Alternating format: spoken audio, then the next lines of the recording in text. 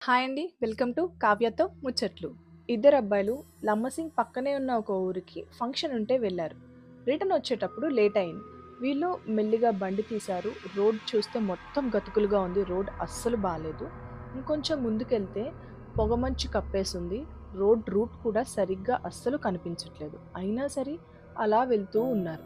కొంచెం దూరం వెళ్ళిన తర్వాత రోడ్ పక్కన ఎండుమిరపకాయలు పడి ఉన్నాయి. ఎండుమిరపకాయలు ఉప్పు పడుంది. అది చూశారు. పట్టించుకోకుండా వెళ్ళిపోయారు. అలా వెళ్తుండగా ఒక ఇంటి దగ్గర కారిడార్‌లో దీపం పెట్టుంది. ఆ దీపాన్ని సడెన్‌గా వీళ్ళు దృష్టి దీపం మీదకి వెళ్ళిందనమాట. ఎందుకంటే ఆ దీపం గాలికి అటు ఇటు ఊగుతుంది. ఫ్లికర్ అవుతుంది. చూసారు. వెళ్లారు. అలా వెళ్తూ ఉండగా సడెన్‌గా ఎవరో ఇద్దరు పిల్లలు బండి మీద కూర్చుంటే బండి వెయిట్ ఎలా ఉంటదో అలా అనిపించింది.